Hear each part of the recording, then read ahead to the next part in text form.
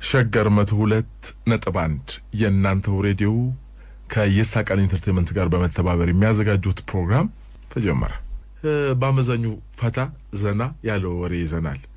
ከገነነ ሊብሮ ጋር በስፖርት ጉዳይና ፖለቲካ ጉዳይ ጋር ፖለቲካ ለማለት ይከብዳል። በርግጥ በተገናኘ ሁኔታ አንድ ላይ መጽሐፍ ጽፏል።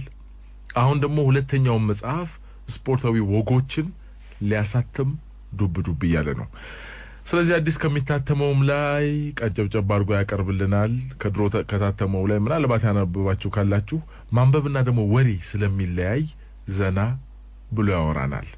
የኳስ ወጎችን ዓለም ዋንጫም ስለሆነ ኳስ ብዙም ስለሚራገብ አብሮ ይሄዳል። የኳስ ወጎችንም መሃል ላይ እያቀረብን በወጉም በጥሩ ሙዚቃ ምርጫም እንቆያለን።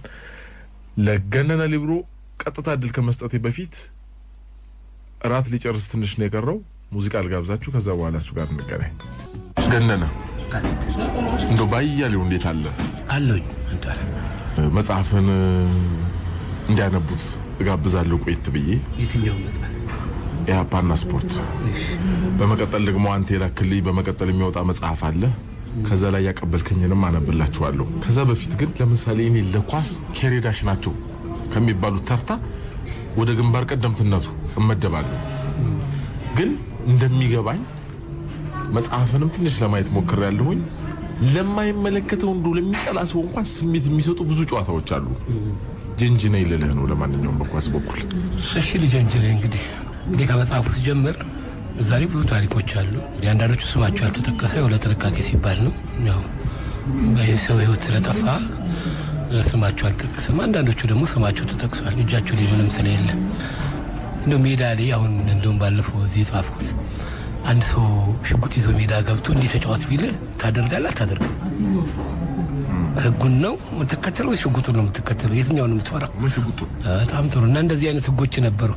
ወንድማገኝ ከበደ አሁን የኢትዮጵያ ወጣት ቡድን አሰልጣኝ እሱ ሲያወራልኝ በራሪ ኮከብና ሜዳ ሲጫወቱ ጓደር ገጤ መድቤ የከፍተኛ አንድ ሊቀመንበር ሜዳ ገብቶ ምንድነው የምትንጫጩት? ምድረ አናርኪስት ሁሉ ኢህአፓ ሁሉ ካሁን ሰዓት ጀምሮ ብትንጫጩ እንግዲህ ኳስ ሜዳ እየጫወቱ ነው አቀብለኝ ምናምን ነገር አለ አይደል? እንደዛው ጸጥ ብለው ሲጫወቱ አይገርም? እና ደግሞ ከኋላ አጥቂን ከኋላ አንድ ሰው ከኋላ ከጠለፈ ይሄ የአናርኪስት ጨዋታ ስለሆነ እስር ቤት ትገባለህ ሲባል አቦነ ማሞ የሚባል ተጫዋች አለ። በጣም ፈጣን ነውና ካልጠለፍኩ አታቆምም። እና ወንድማገኝ አንዳርጌ ለሚባል ተከራካሪ አቦነን ያዘው እንጂ ሲል ጓደር ገጤ ያሉ ይለዋል።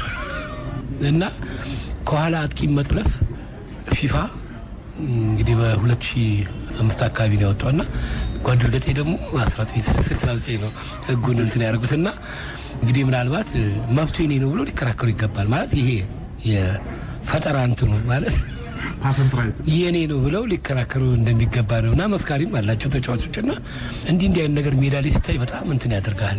ዊንጌት ትምህርት ቤት ሰላም በጉለሌና ቀበና ሲጫወቱ ሰላም በጉለሌ ነው እንግዲህ ተጫዋቹ እንግዲህ እንደነገሩኝ ከሆነ ቀይ በቀይ ያስወጣዋል ተጫዋቹ ማለት ነው። እና ፋውል ሰርቶ ነው በቀይ ያስወጣዋል። መጣ እንደቀው እንትን አለ። ከዛ ተጠራና እስር ቤት ቶርች ተደረገ። ምንድነው ኢህአፓን ባንዲራው ለብለባል ተብሎ ነው። ያ ቀይ ካርድ ማውለብለብ ነውና ቀይ እንግዲህ ኢህአፓ አርማ ነበርና እና አውለብለባል በሚል ነውና ወስዶ ሄዶ ተገርፎ እዛ ሲነግሩኝ በጣም ነው እንትን ያርገኝና ከዛ በኋላ እዛ ሜዳ ላይ አይደለም አንገትን ቆልሞ ቢረግጥ ቢጫ ነው የምታየው፣ ቀይ አታየም። እና እንደፈለጉ ነበር ተጫዋቾች በዚህ አይነትና እንዲህ አይነቱን ነገር ስታይ ይገርማል በዛን ጊዜ ማለት ነው። ሌላው ምንድነው እዚሁ እንዲህ ከሰማዋቸው እንትን እርግቦች ነበር። በርግብት ኢህአፓ ማለት ይለዋወጥ ነበር እና ይሄ በጣም ማጠብቀው ነገር ነውና እርግቧ አንተ ቤት ይላካል ስብሰባ የሚያደርጉበት ቤት። ከዛ በኋላ እርግቧ በወረቀት ታስሮ መልእክቱን ይዛ ትመጣለች። አፈጻጸም ተነገረ። በኋላ ሲጋለጥ አብዮት ጥበቃ በሰማይ ያለውን ነገር በሙሉ እየተኮሰ መጣል ጀመረ። እርግብ የለ ምን የለና ይሄ እንግዲህ ኳስ ተጫዋቾች የሰሩት ነውና እንደነኛ አይነት ነገር ታሪክ ውስጥ ምን አይነት ነገር ነው በዛን ሰዓት ጭንቅላቱ ደግሞ እንዴት አይነት ነገር ነው የሚለውና ኢቭን ውሻ ሁሉ የቤት ውስጥ ኃይለኛ ውሻ አብዮት ጥበቃ ይወሰደ ይገል ነበር። ምክንያቱም ውሻ ይለቁባቸው ነበር አብዮት ጥበቃዎች ላይና እንደነኛ አይነት ነገሮች በጣም እንትን የሚያደርጉ ናቸውና እንግዲህ መጽሐፉ ላይ ብዙ ነገሮች አሉ። በጣም ብዙ ኳስ ተጫዋቾች አሉ ኳስ ያቆሙ። ምክንያቱም ቶች ተደረግ የውስጠኛው እግር ነው እና ብዙዎቹ መራመድ አይችሉም ኳስ ሊጫወቱ እና በጣም ብዙ ኳስ ተጫዋቾች እንትን ነው ሌላ በጣም የገረመኝ ነገር እንግዲህ እነኛ አንዳንዶቹ ካልተጻፉት ውስጥ ነው ነገር በቅጽ 2 ላይ ሊወጡ የሚችሉ ናቸው። አደፍርስ የሚባል ማተም አላቸው ማሽን አላቸው ማተሚያ ማለት ነው። እና ኢትዮጵያ እግር ኳስ ፌዴሬሽን ውስጥ ነበር የሚቀመጠው። እንግዲህ ኢትዮጵያ እግር ኳስ ፌዴሬሽን አንድ የመንግስት ተቋም ነው በወቅቱ እንግዲህ እና ፌዴሬሽን ውስጥ ነበር የሚቀመጡና ሌላ ቦታ የማያስቀምጡም እዛ ነው የሚቀመጡና እነኚህ ነገሮች ስታይ እንዴት እንዴት ዘልቀው ሄደዋል ትላለህ። እንደውም አንድ ጊዜ ምንድነው የተደረገው 10ኛ አፍሪካ ዋንጫ እዚህ ይካሄዳል አዲስ አበባ ላይ 10ኛ አፍሪካ ዋንጫ ሲካሄድ የተጫዋቾች እጥረት መጣ። ምክንያቱም በዛን ሰዓት ምንድነው እድገት በህብረት የዘመቱ አሉ። እንግዲህ ከ10ኛ ክፍል በላይ እድገት በህብረት ዘመቻ ነበርና አብዛኛው ወጣት እንግዲህ ኳስ ተጫዋች ነውና እነኚህ ተማሪዎቹ ናቸው በየክለቡ የሚጫወቱና አቶ ይድነቃቸው ደብዳቤ ጽፈው ነበር ለአቶ ማነው ለሻለቃ ኪሮስ አለማየሁ እንግዲህ እድገት በህብረት የእውቀትና የሥራ ዘመቻ ሊቀመንበሩ ኪሮስ አለማየሁ ነውና ደብዳቤ ጽፈው ነበርና በዛ ደብዳቤ ውስጥ እንግዲህ ከየክለቡ ተጫዋቾችን ስም ነው የተላከው እና እዛውስ ምንድነው ወስደው ማለት ነው ለኛ አፓንትሮች ደብዳቤውን ከየት እንዳገኙት አይታወቅም። ስም ቀይረው አብዛኞቹን ስኳድ ነው ያስገቡት። ኳስ ማይጫወቱ ምንም አይሉና የስኳድ አባላትን ነበር ያስገቡትና አስገብቶ ከመጣ በኋላ እንደነኛ አይነት ነገር መደረጉ ስታይ በጣም ነው የሚገርም። እንግዲህ ትልቅ እዛውስ ገብቶ የሚሰሩት ነገር በጣም የሚገርም ነገር ነው። ሌላው ካስገረመኝ ነገር እዚህ አውቶቡስ ተራ አካባቢ ሬሳ እንግዲህ ተጥሏልና ሬሳ ይቆያል እስከ 4 ሰዓት እስከ 9 ሰዓት ይቆያልና ኪነት አለ። ያ ኪነት ቡድኑ ፒያሳ ሰርቶ ነው የሚሄደው። የአውቶቡስ ተራ ልጆች ናቸው።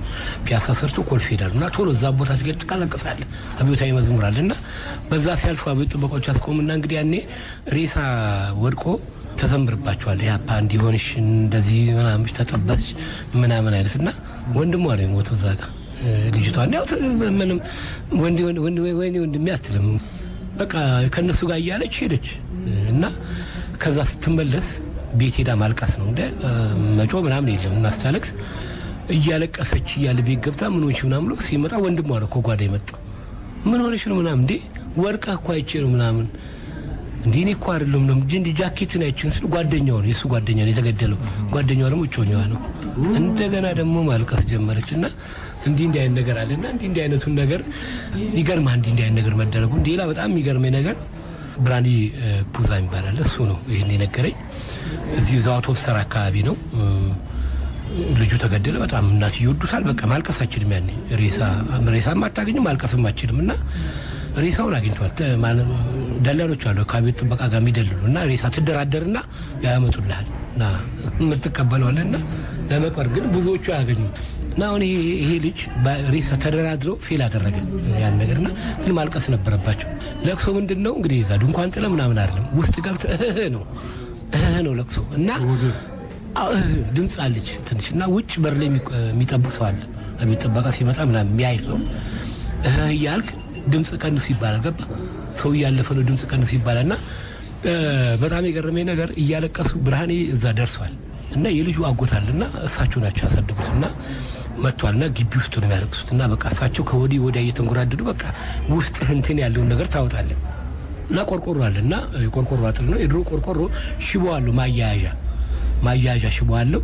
ሽቦ ይሳባል እንደዚህ ይተለተላል እና ሰውየው ጋቢ አድርገዋል እየለቀሱ ቆርቆሮን እየተሻሹ ይመጣሉና ሽቦ ጋቢያቸውን ይዘዋል እና እየተሳበ እያሉ እየተሳበ እንግዲህ ምንድነው የሚፈሩት እነሱ አብዮት ጥበቃ ከመጣ ይገላቸዋል። ማልቀሳችንም እናንተም ጸረ አብዮተኛ ታለቅሳላችሁ ታዝናላችሁ ብሎ እንግዲህ ያለ ማለት ነው። ያ ጋቢያቸው እየተሳበ ለቀቀው እንትኑ ሽቦና ተረም ሲል በቃ የተተኮሰባቸው መስሎ ብሎ ያው ለቀሰኝ ምን አባቱ ንስና ማንንም ቢመጣ እንትን እናደርጋለን በሚል አሁን ተነስቼ ስሮጥ አለ። በጣም ወፍራም ናቸው ሴትዮዋ መሮጥም ብዙ እንትን ማድረግ አይችሉምና ብቻቸው እንደሚቀሩ አውቀው የታባክ ነው የምትሄደው ብሎ እጄን ያዘኝ። ከዛ በቃ ንክስ አደረኳቸዋል። እንግዲህ በጣም ያከብራቸዋል እና እሱ እያለ ነውና ወደ አንቺ ልቀቂኝ አይነት በቃ እጅ ልቀቂ ክፉን ቀመጣና እርሶ ምናምን በጣም የሚያከብራቸውን እሺ ምናምን ብሎ በቃ እጃቸውን ንክስ አድርጎ አስለቀቆ። በቃ በጣም ነው የሮጥኩት አለ በቃ በዛ በጭቃው በምናምን እየሮጥኩ በቃ ሌላውንም ተከትዬ እንትን አልኩኝ።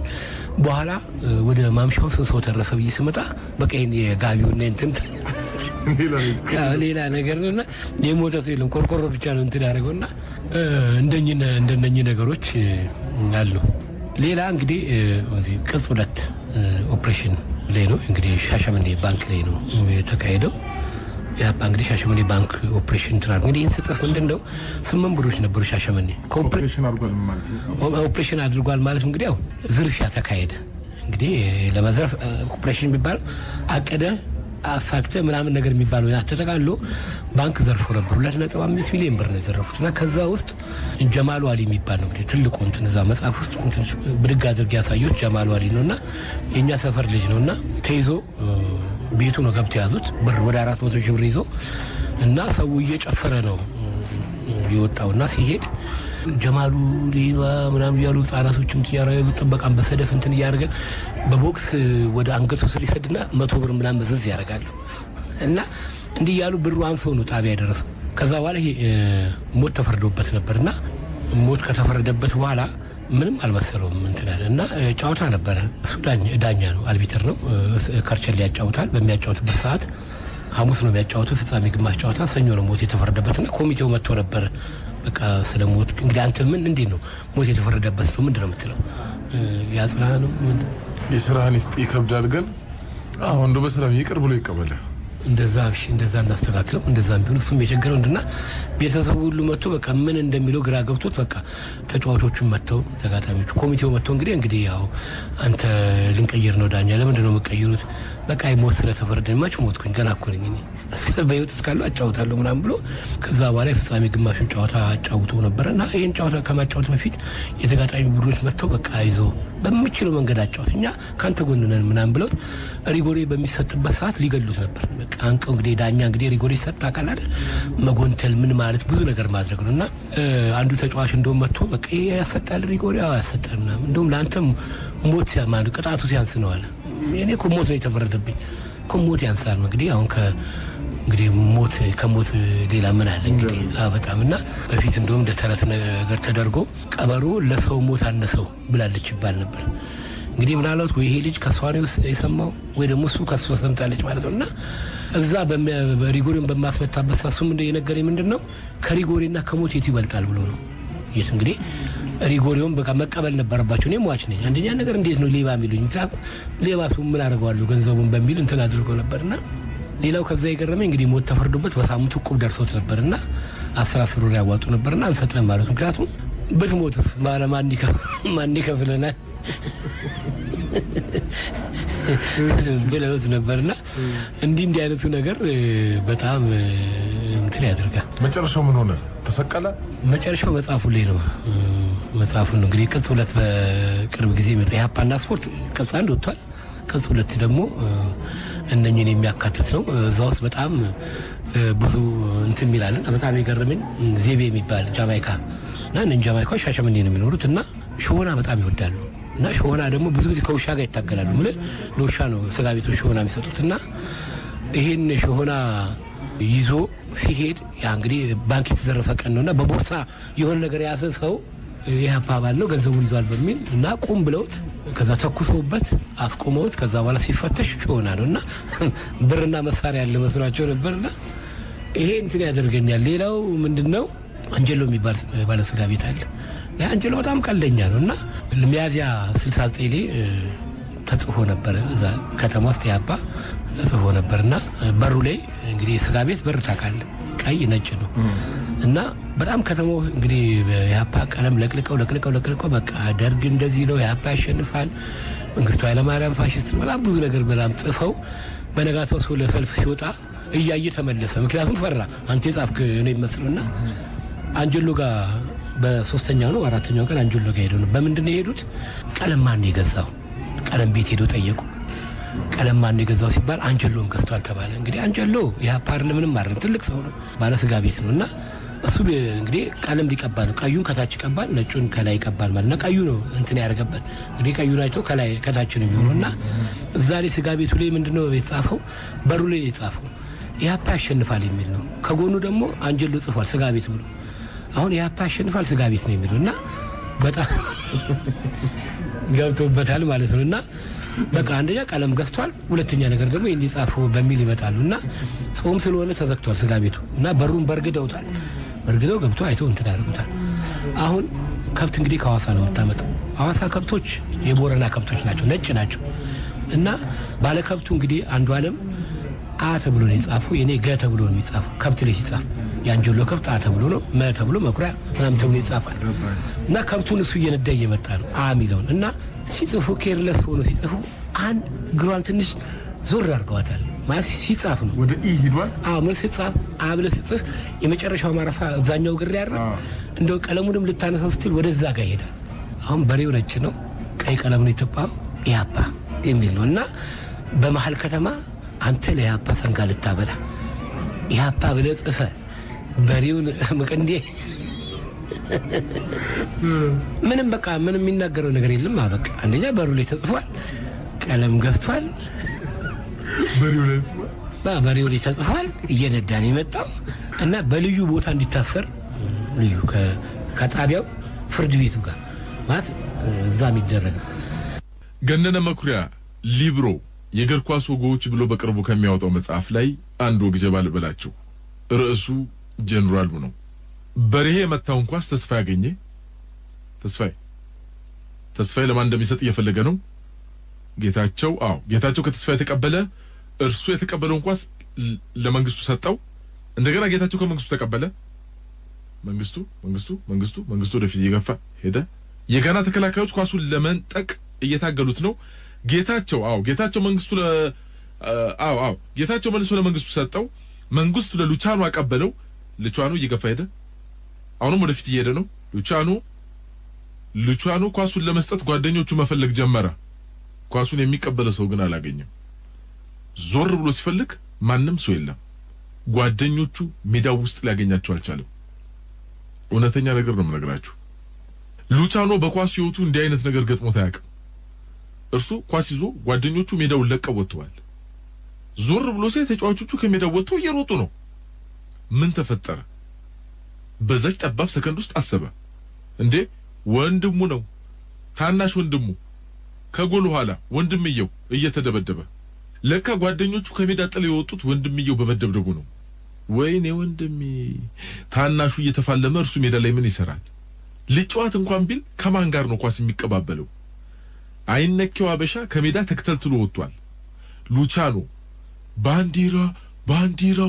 ባንዲራው የሚል ቃል ሰምቷል ግን ምን እንደሆነ አልገባውም ሉቻኖ ጸቡ ቦታ ላይ ሲደርስ ጉዳዩ ከወንድምየው በላይ ነበር ለካ ተጫዋቾቹ የሚፋለሙት በባንዲራው የተነሳ ነበር ሉቻኖ ቦታው ላይ እንደደረሰ መንግስቱ አንዱን ፖሊስ በቴስታ ጥሎት እርሱ ላይ እየተረባረቡ ነው ነገሩ እንዲህ ነው የሶስተኛውን አፍሪካ ዋንጫ ባለድል የኢትዮጵያ ቡድን በአራተኛው አፍሪካ ዋንጫ ላይ ካዘጋጇ ጋር ከጋና ናት ጨዋታ ያደረጉ ነው ጋና ጎል አስቆጥሮ 1-0 ይመራል የተገኘው ጎል በአወዛጋቢ ሁኔታ በመሆኑ ተጫዋቾቹ በጭቅጭቅ ዳኛውን እያዋከቡት ነበር ጋና በአፍሪካ ዋንጫ ስትሳተፍ የመጀመሪያዋ ሲሆን የነጻነት በዓሏንም በጥምር ያከበረች ነበር ከነጻነት በኋላ በትልቅ ሀገራዊ ውድድር ባንዲራዋ ሲውለበለብ የመጀመሪያ ጊዜ ነበር መንግስቱ ሁኔታውን እንዲያስታውሰዋል ውጭ ሀገር ጨዋታ ስናደርግ ጌታቸውና ኢታሉ የሚያነሱት ጸብ መብረጃ የለው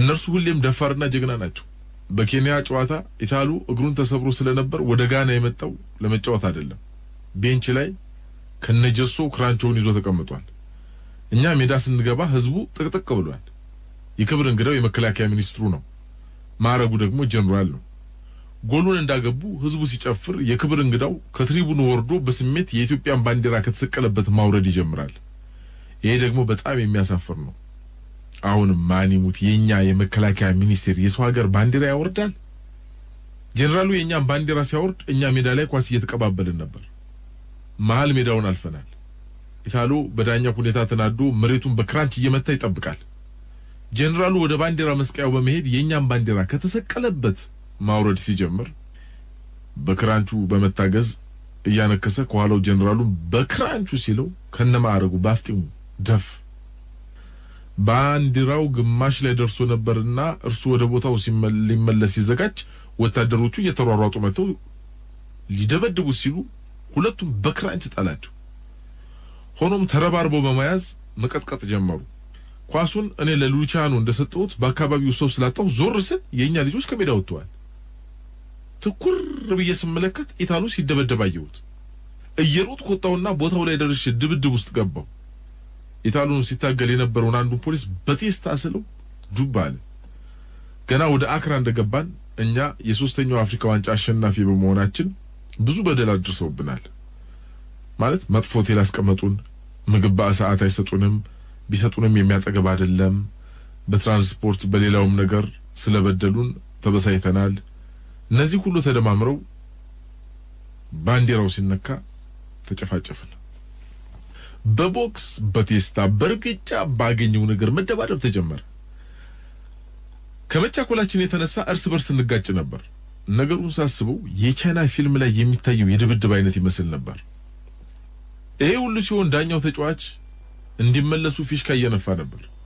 ሀበሾቹ ግን የተነካው ባንዲራቸው በመሆኑ እንዲሁ በዋዛ የሚላቀቁ አልሆነም። ባንዲራ ምን እንደሆነ የሚያውቁት ሀበሾች ናቸው። ድብድቡ አልቆ ባንዲራውን ወደ ቦታው አስመልሰው ወደ ሜዳ ገቡ። ከዛ ጨዋታውን ለመጀመር ተዘጋጁ። ከየት ነበር መጀመር ያለባቸው? ቦታው ለጊዜው ጠፋቸው። አሁን ኳሱ መሃል ሜዳ ላይ ነበር ያለው። የጋና ተጫዋቾች በሜዳቸው ክልል ይገኛሉ። እንዴ ዳኛው የኛን ተጫዋቾች ኳሱን እንዲጀምሩ ምልክት ሰጣቸው። እንዴ ይሄ ምን አይነት ደግነት ነው? ለኛ ኳሱ በመሰጠቱ ክብር ነው። ግን የሆነ ነገር መጠየቅ ነበረባቸው። ልጇኑ ኳሱን ትቶ ለድብድቡ የወጣው እዚህ ቦታ አልነበረም። የኛ ልጆች ዳኛውን እዚህ ነው የምንጀምረው ብለው ጠየቁ። አዎ እንዴ የቆመበት ቦታ እዚህ ነበር አይደለም። እና ስላገቡ ነው። እንዴች ነች ማን እንዴ ማን ያገባው? እነርሱ። እንዴት የት ሄደን? በቃ ገባ እናንተ በሌላችሁበት።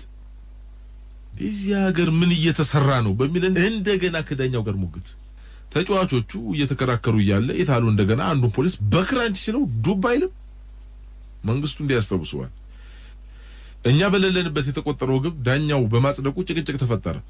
ኢታሉ በዳኛው ተናዱ ወደ መስመሩ ተጠቅቶ ሲናገር ፖሊስ ሊመልሰው ሲል በክራንች ሲመታው ተያያዙ። እንደገና ወተን ድብድብ።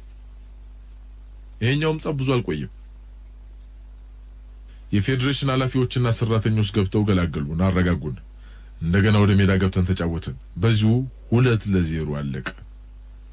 ከሜዳ ስንወጣ በጣም ተናደን ነበር። እኛ ምድብ 3 ቡድን ነው ያለው። ጋና በመጀመሪያው ጨዋታ ከቱኒዚያ አቻ ወጥቷል። እኛ ደግሞ 2-0 አሸንፎ ጨዋታውን ጨርሷል። በመጨረሻ እኛ ከቱኒዚያ ስንጫወት ቱኒዚያ 3-0 ካሸነፈ ጋና ይወድቅና ቱኒዚያ ለዋንጫ ያልፋል። ጋናዎች የስጋት ስላደረባቸው እኛን አባብለው ማያስፈልጉ። ከሜዳ እንደወጣን ወደ መኪና ገባን። ሹፌሩ ወደ ሌላ ቦታ ይዞን ሄደ። በከተማው የታወቀ ዘመናዊ ሆቴል ነው። እቃችንን ቀድሞ አምጥተውታል። ዓላማው ቱኒዚያን እንድናሸንፍላቸው ነው። እኛ ደግሞ ስለተናደድን 7 ግብ እንለቃለን ብለን ዛትና ሆቴል ውስጥ የምግብ አይነቱ ኦሬንጁ፣ ሐኪሙ፣ እንክብካቤው በቃ ቤተ መንግስት ይገባን የመሰለን። በነገሩ በጣም ተናደን የቀረቡንን ሐኪሞችና ሰራተኞች መደባደብ ጀመርን። ጋሽር ነቃቸው ሁኔታችንን አይቶ ጠረጠረና ሰብስቦን ስሙ ልጆች ምን ልታደርጉ እንደሆነ ገብቶኛል። በርግጥ ችግር ደርሶባችኋል፣ ግን ይሄ ሁኔታ እየተለመደ መጥቷል። አንደኛ ነገር አሁን ብትለቁ ምን ሊመጣ እንደሚችል አስቡ። ጋናና ኢትዮጵያ ሲገናኙ የመጀመሪያቸው ነው። ገና ብዙ አፍሪካ ዋንጫ አለ። ለቱኒዚያ ብትለቁ ይሄ ቲም ሁሌም እንደዚህ ነው ተብሎ ታሪካችንን ታበላሻላችሁ።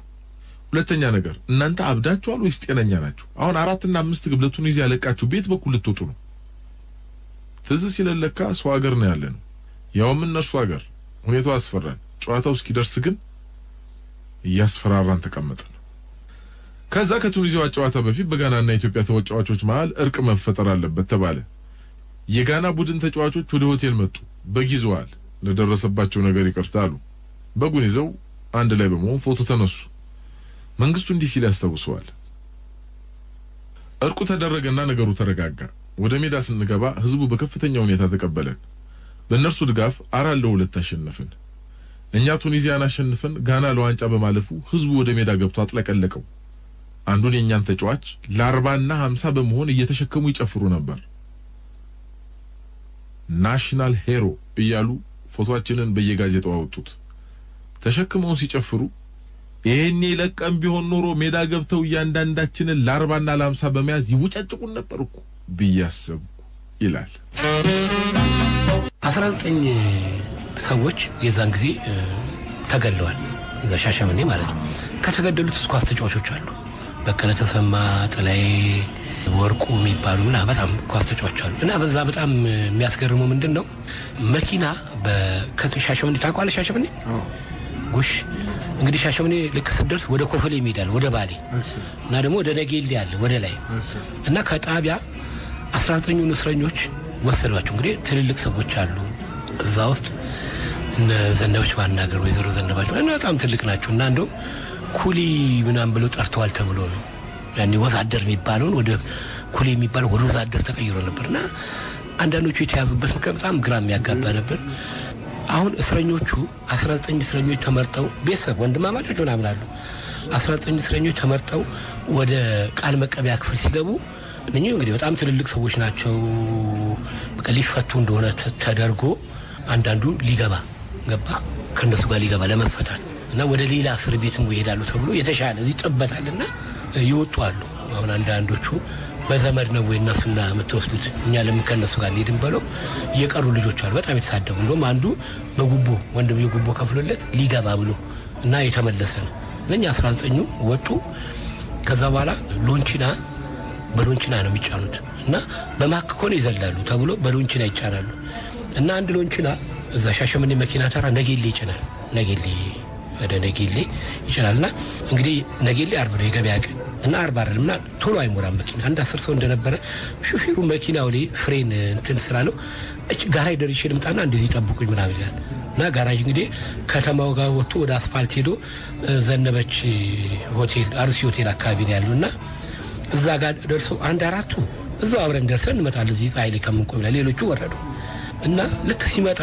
ፖሊስ ያስቆመውና 19 ሰዎች ነው አንድ ጊዜ ቆምና ኮንትራት ነው ኤረ ነጌሌ ነው ተራሪ ነኝ ያሉት ይሄ መንግስት ስራ አይደል ትልቅ እንትን ይላሉ እና የት ነው በዛ ነው ምን ሄደ ነጌሌ ነው ምናምን አለ ወደዛ ነው ምን ሄደው ኮፈሌ ነው ምናምን ይላል ሹፌሩ እንግዲህ እንትን አላለምና እንግዲህ እዛው የነበሩ ሶስት እንግዲህ አሁን ኮንትራት ይያለውና ከነሱ ጋር ላይ ስለሆነ ተተባበሩኝ ወረዱ ከነጌሌ ስትል ሰምቼ ይላል አይደል እንዴ ነጌሌ ስለዚህ እኔም ነጌሌ ሊድ ይላል አንዱ ነጌሌ ሊድ ይላልና ከዛ ቁጭ አለ እሱ እንግዲህ እንደኝም ያቋለ ሶስቱ ወረዱ እንግዲህ ሞት እንዴት እንደሚጠራ ነው ወረዱና እሱ እዛ ገባና ፖሊሱ እንግዲህ ወደ 50 ሜትር ነው ካስፋልቱ እና በእግሩ እየሄደ ተከተለ ይያለው እስረኞቹ ይገባሉ እነኝ 19 ሲገቡ አንዱ እዛ ቁጭ እንዳለ አንዱ እዛ ቁጭ ብሏል 19 እንግዲህ እስረኛ ነው የምታስገባው ካስገባ በኋላ ፖሊስ ይገባል እና ባጃቢ ይሄዳሉ አሁን 19 ያሉ መጀመሪያ ወጡት አንደኛው ወንድምዩ አስተዳዳሪ ነው አንድ ቦታ አስተዳዳሪ ሆኖ ነገሩን ስለገባው እኔ ላብቱ እየታገልኩ እንደዚህ ይያልኩ ወንድሜ እንትን ታረጋላችሁ ተብሎ እሱ ይቀራል 18ቱ ይገባሉ እንግዲህ አሁን የደርግ ባለስልጣን ነው እንግዲህ እሱ ከፊት እየመሩ ይሄዳሉ አሁን እንደሄዱ ሹፌሩ ምንም የሚያውቀው ነገር የለም ኮንትራት ነው እንቱን ተከትለኝ ነው ጂፖቹን ተከትለኝ ነው ይባላል አጂፕ እዛ ጋር ቆምና ነዳጅ ይቀዳል እና ገንዘብ አልያዘም እንግዲህ እሱ ከተሳፋሪዎቹ ተቀብሎ ነበር እንትን ቢያርገው ገንዘብ ስለሌለው ሲንመጣ ይከፈላል ይባላል ልክ ሄዶ ወደ ኮፈሌ ሲታጠፉ ወራጅ አለ እኔ እኮ ነጌሌ ነው የሚሄድ ይላል እኔ ነጌሌ እኮ ነው የሚሄድ ይላል እንዴ የት ነው ነጌሌ አርፋ ቁጭ ብሎ ይባላል እንግዲህ ፖሊሱ አውቋል ፖሊሱ እስረኛ እንዳልሆነ እስረኛ አይደለም ብሎ ቢናገር ማን በስጦስ ይገባል ሹፌሩም ያውቃል እና ይዘው ይሄዳሉና ይሄ ሹፌሩ ወይዘሮ ዘነበች ማናገር ያማረ ሆቴል የሚባላል የኛ ሆቴል እንዳን የሚባለው እቁብ ይችላል እዛ ሹፌሩ እቁብ ሲጥል ምንድነው አባትየው እንዳያውቅ ነው እቁብ ይጥሉና ተቀጥሮ ነው የሚሰራውና እቺ እቁብ ከደረሰችው መኪና አሮጌ ይገዛል እና እሷም ትተባበራለች እና እቁብ በሷ ስም ነው በዘነበች ስም እና መኪናው ሲገባ እንዴ ወይዘሮ ዘነበች ሰው ደግሞ ምን ያደርጋሉ እቁብ አላስ እስረኛ ከሆነ በጣም ይቸግረው አልገባ እንትና እንዴ ጥላይ በቀለ ምናምን እንደዚህ ያ እንዴ ምንድነው ይሁዱ ነገር እዛ ሄደና እነሱም እንደ ወረቀት ካርኒ ላይ እዛ ካርኒ አለ የመኪና ካርኒ አምጣያል ወደ ኮፈሌ እየወሰዱ ነውና እዛ ነው የታሰርነውና ብሎ ማስታወሻ እየጻፉ እየሰጡት ልክ ኮፈሌ ሳይደርስ ሶሊ አካባቢ የሚባል 7 ኪሎ ሜትር እንደዚህ ወረዱ ተባሉ ወረዱ እነኛ በሙሉ ገደሏቸው እና እሱ አስመለሰው ቀይ ሹፌሩ አስመለሰው ወደቀ ምናምን አለ ከዛ እንደምንም ብሎ ተነሳ ምጣቱ መኖር አለበትና እንግዲህ ቁቡም የለም ምኑም የለም ከዛ መጥቶ በቃ በጣም ግራ ተጋብቶ ነበር እንደው ምንድነው ቦርሳ ረስተው ነበር ካድሬዎቹ። ቤት መጥቶ በቃ አስመልሶ እናቱ ጋር እንትን ብሎ መጡ ካድሬዎችና ትፈልጋለህ ሲሉት እሱን ሊገሉት መስሎት በቃ እንደገና እንትን አደረገ እና እንዲህ አይነት ነገር እዚህ እንግዲህ ቆጥረውት ላይ እንደነኛ አይነት ነገሮች አሉና እነኚህ ነገሮች ቢጻፉ በቃ ታሪክ ናቸው በሚል እዛ የተካተቱበት ሁኔታ አለ። ምን የሚያሳዝን ታሪክ የሚያሳዝን ከዚህ እንውጣና እነ ድሮግባ ይጫወታሉ። ሌላ ጥቁር እስኪ ጥራልኝ። ጥቁር እኮ ነው ተጫዋች ኤቶ ሳሙኤል ኤቶ አለ። አንተ ደግሞ የባርሳ ተጫዋች አለ። እስካሁን ደግሞ ጥቁሮች ከነጮች ጋር የመጫወት እድል እንዴት እንደተሰጣቸው እስኪ ንገረኝ። በጣም ጥሩ። እንግዲህ ይሄ እንግዲህ ረጅም ነው ታሪኩ። አጠር አድርጌ ሳቀርበው እንዲህ ይመስላል። አየላት ናሽና ጆርጅ ሉካስ የሚባሉ ጓደኛሞች አሉ። ፒያሳ ነው ዶሮ ማነቂያ ነው ቤታቸው።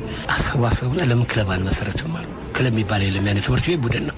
ስለዚህ ክለብ መሰረቱና እዛው አራዳ ጊዮርጊስ አጠገባቸው ስላለ ቅዱስ ጊዮርጊስ አሉት። እንግዲህ እነሱ እንደነገሩኝ ከሆነ እኔ ትርጉሙንም አላውቅም። ይሄ ቅዱስ ጊዮርጊስ የሚባለው ክለብ በእነሱ ስምም እንደሆነ ነው። አየለ አሳዳጊዎቹ ግሪኮች ናቸው። አየላት ናሽና አትናሲዮ የሚባለው ቅዱስ እንደሆነ ነው የነገሩኝ። ጆርጅ ደግሞ በእንግሊዘኛ ጊዮርጊስ ነው። እኔ ሁለቱን ስም አዋተው እንደሆነ ነው የነገሩኝ። እና እንግዲህ ጊዮርጊስ የመጀመሪያውን ጨዋታ ያደረገው አራራት አርመን ከሚባለው ቡድን ጋር ነው። ክለቡን ከመሰረቱ በኋላ እንደው በዛው ስለ ክለቡም ድንገር ብዬ ነውና ክለቡን ከመሰረቱ በኋላ ማሊያ መግዛት አለባቸው። እውን የሚሆነው ማሊያ ሲገዛ ነው እና ወደ ግንቦት መጋቢት አካባቢ ነውና ጨርሰው በቃ ግን ማሊያ ከየት ይምጣ? አሁን ቡሄ መጠበቅ አለባቸው። ቡሄ ደግሞ ነሐሴ ነው እና ቡሄ ደግሞ ያን ጊዜ ሳንቲም አታገኝም። ሙልሙል ዳቦ ነው። ያን ተወስድና ሰራተኛ ሰፈር ወስደህ ትሸጣለህ። ይሄን ነገር ሰራተኛ ሰፈር ወስደህ ደግሞ ብዙ ችግር ገጥሟቸዋል እና ዱርዬ ዳቦአቸው ነጥቆ ይሄ ዳቦ ምን እንደሚያደርግላችሁ እናንተ በቃቸው የተወሰነና ብሎ ነጥቋቸው በጣም ነው ዳቦ እነሱ ክለብ ለመመስረት የሚያስችለውን እንትን ይሄ ትልቁ ክለብ አሁን 10 ምናምን ሚሊዮን የሚመደብ ክለብ በዳቦ በሙልሙል ዳቦ ነውና ይረዛው በስንት ጦርነት እና መጨረሻ ያው ክለቡ እንትን አደረገ። በጣም ተመሰረተና ጓደኛ አንድ ደጋፊ ያለ ፊልም የሚያሳይ ቤተ መንግስት ጆርጅ የሚባል አሁን ጆርጅ የሚባለው የነሱ የመጀመሪያው ደጋፊ የሚባለው ጆርጅ ነው እና ማህተም እንደውም እሱ ነው እንትን ያደርገላቸውና እንግዲህ ክለብ ተመሰረተ። ግጥም ያፈልጉ ክለብ የለም ሌላ ክለብ አርመኖች ጋር ሄዱና አራራት አርመን የሚባል አለ እንጋጠማሉ። ክለብ ናቸው አሁን። ስለዚህ ህጋዊ የሆነ ደብዳቤ አምጥታችሁ ማህተም የሰፈረበት ምናምን። ከዛ ጆርጅ ነው ሄደው ነገሩት ማህተም የለንም ምናምን። በቃ እሱም ፈረንሳይ ስለሆነ በፈረንሳይኛ ጽፎ ገንዘቡን ከፍሎ ቅዱስ ጊዮርጊስ ስፖርት ክለብ የሚለው በፈረንሳይኛ ነው። ኳስ የያዘ ምናምን ኮፍያ ያደረገ መሀል ላይ በቃ መጡ። ነገ ነው ደብዳቤ እንትን የሚያደርጉትና ለካ መርገጫ የላቸው ተማሪ በጣም ተማሪ እንዲህ ያስባል እና እንደ አዲስ አበባ እንግዲህ 1928 ጥቂት መብራት ነው ያለው። አብዛኛው ኩራዝ ምናምን ነገር ነው ፋኖስ ምናምን ኩራዝ ልጭ ሱዳ ያጠጡና ገጭ ቅዱስ ጊዮርጊስ ስፖርት ክለብ ነገ ጨዋታል እና ወይዘይዱ ቃል ተቆረጠ። ያው በየካቲት ወር ነው የሚጫወቱት። ያው በ28 በታህሳስ ነው የተመሰረተው። እንግዲህ እዛይ ሲነግሯቸው አንድ ሙሉ ትጥቅ፣ ሁለተኛ የተሟላ ተጫዋች ህጋዊ በሆነ ነገር ነው የምንጫወተው። ካም ነሱ ፈረንጆች ያኔ ኳስ ስለጀመሩ እኛ እንትን ላይ ያደርጉ ነው። እዛ እንግዲህ ተፈሪ መኮንን ትምህርት ቤት ሄዶ የሚጫወቱ የጎል እንጨት ተሸክመው ነው የሚሄዱት። አንድ ሰው ጎደላቸው ጸዳሉ የሚባል ወይኔ ያው ምንድነው የምናደርገው? እንግዲህ ካልተሟላ ደግሞ ጨዋታ ይከል በጣም ጓጉተው እነሱ ደግሞ የመጀመሪያውን ጨዋታ ለማድረግ እና ሲሄዱ ተክለ ብርሃን የሚባል ጓደኛቸው ትምህርት ቤት አቁታ ተክሌ በቃ አንድ ሰው ጎደለን እኮ እንደዚህ ነው ወፍጮ ቤት ደርሼ መጣ። ያኔ እንግዲህ ወፍጮ ቤት ምናምን ደረ አሁን አትሄድም መራንት አሪፍ ነው። ወፍጮ ቤት ደርሼ ነው ታስ በቃ ቢጠብቁት እንግዲህ ወረፋ አለ ወፍጮ ቤት ያኔ ድሮ ወፍጮ ወደም ባይድ መሰለኝ ላይ አላቅ እና አስጠብቅ ቆየባቸውና ከዚህ ይድነቃቸውን ሲመጣ ግን መንገድ ላይ እና ነጋድራስ ተሰማ ሸቲ ቤት ቄስ ትምህርት ቤት ተማሪዎች ናቸው እና ያውቁታልና ነገሩትና ዲዲ አርመንጋ ጨዋታ ነበርን ክለብ መስርተን ጊዮርጊስ የሚባል ምናምን ነገር ቀንድ ጨዋታ ልፈልገን ነው ምናምን አሉ። ምን ታርጉልኛላችሁ አላቸው። ምንም የላችሁም ጥሪትና ቆሎ እንገዛላለን አሉ እና ተደራደሩና 10 ሳንቲ ቆሎ ከክለቡ በጀት ላይ የላችሁም እኮ እና ካሳ ወልዴ ከኪሱ ሲያወጣ ምን እንትን ብሎና ቆሎ ገዙለትና እንግዲህ የመጀመሪያው ፊርማ የሚባለው እሱ ነው። አሁን እዚህ 1 ቢሊዮን ምናምን ድርድር ብታደርገው በቆሎ ነው። እንደውም አንድ ጊዜ ሸዋንግዛው ሲነግረኝን ኳስ ተጫዋች ገንዘብ መከፈል አለበት ብሎ ሲከራከራቱ ይድነቃቸው አማተሪዝም ህጉ አማተሪዝም ስለሆነ አይከፈልም ሲል ጋሽ አንተም ራስ እኮ በቆሎ አይደለም እንዴ ሙያን እንትን ያረከው ለምንድን ነው ለኛ መከለከል ምናምን በሚል እንትን አድርገውት በቃ እንዲህ ሆነ። ያው እሺ ብሎ ግን 2 ጎል አገባ። በ5 ሳንቲ አንድ ጎል በ5 ሳንቲ አንድ ጎል እኔ ክለቡ ተመሰረተ በቃ ተጨፈረ ምናምን ጊዮርጊስ እንትን አለ ያው ጆርጅ ጋር ሄዱ አንድ ገንቦ ጠላ ተገዛ ብዙ በቃ ፌሽታ ማለት የመጀመሪያው ጨዋታ አደረገ ሁለተኛው ጨዋታ እንትን ሊያደርጉ ሲል ጣሊያን ገባ አሁን ጣሊያን ገባና በዚህ በነ አብርሃም ደቦጭና በነገራችን ላይ አብርሃም ደቦጭ አሰልጣኝ ነው የኢትዮጵያ ብሔራዊ ቡድን አሰልጣኝ ነው እውነት ነው የኢትዮጵያ ብሔራዊ ቡድን የመጀመሪያውን ጨዋታ ያደረገው እንደ በማል ግባልና ፈረንሳይ ይመጡ የፈረንሳይ መርከበኞች የሚባላሉ ጅቡቲ ከነሱ ጋር ሊጫወቱ አምበሉ ፍራንት ይባላል ፍራንት አይጋዝ ግርባንት የሚባሉ ወንድማማቾች የሙሴ ሱቅ የታወቁ ሙሴ ሱቅ ፒያሳ አልደረስክበትም እኔም አልደረስኩም ሰምቼ ነው የዛ ካፕቴን እሱ ነው እንግዲህ የኢትዮጵያ ብሔራዊ ቡድን ባል የ14 ሀገር ዜጎች አሜሪካ አለ ጀርመን አለ ጣሊያን አለ ኦስትሪያ አለ እንደዚህ በቃ ተቀይጦ ኢትዮጵያ የመጀመሪያ ኢትዮጵያ ብሔራዊ ቡድን ቢባሉና 6 አሰልጣኞች ናቸው ከ6ቱ አንዱ አበሻን የሚወክለው አብርሃም ደቦጭ እሱ ኳስ ተጫዋች የነበረ ነውና እኔ እንደውም አሁን ኢትዮጵያ እግር ኳስ ፌዴሬሽን ድሮ አሁን እንደውም እንትን አይደለም እንጂ ድሮ በድምጽ ሁሉ ይወስኑ ነበር አርመኖች አሉ ግሪኮች አሉ እንግሊዞች አሉ ኢትዮጵያ ሶስተኛ አፍሪካ ዋንጫ እንደውም የ9 ሀገር ዜጎች ናቸው በምን ቋንቋ እንደተግባቡ አላውቅም ሶስተኛ አፍሪካ ዋንጫ በልተናል አሁን እየተግባባን በቋንቋ አልበላንም ያኔ ግን ሳንግባባው በቋንቋ በልተናልና አሁን ኢትዮጵያ ፌዴሬሽኑ በሩ የጣሊያን በር እንግሊዝ በር ቢባል እነሱ ናቸው የመሰረቱት ያኔ ይሄን እዚህ ላይ እናቆመውና ያ ጨዋታ በ1927 ነው የተካሄደው ያ ሁሉ ህብረት ጣሊያኑም እንግሊዙም አርመኑ በ1928 ደግሞ ቅዱስ ጊዮርጊስ ተጫወተ ካራራት አርመንከ አሁን ጣሊያን እንግዲህ ከና አብርሃም ደቦጭ ያን ቦምብ ከወረወሩ በኋላ ጥቁሮችን ለብቻ አቆማሉ በሚል ይመስላል ግን ምንድነው የቀለም ልዩነት እኛ ላይ ተጽፏል ጥቁር እንትን ሜዳ ኳስ ሜዳ የሚባለው እኮ ጥቁሮች ሜዳ ነው ድሮ የሚባለው እንግዲህ የመጀመሪያው ሜዳ እሱ ነው ፈረንጆቹ ደግሞ እዚህ ነጮቹ ደግሞ እዚህ ሳን ጆሴፍ ትምህርት ቤቱ ሜዳ ነበር ያኔ መድፈኛ ሜዳ ይባላል ይሄ ሁሉ ኢትዮጵያ ሆቴል እኮ ሜዳ ነበር ብሉ ዳይል ምናምን በሙሉ ሜዳ ነበር እዛ ነው የሚጫወቱት በጣም አሪፍ ስቴዲየም ሰርተው እነሱ ይጫወታሉ እዛ ሄዶ ነጮች አይጫወቱ ማየትም አይችሉ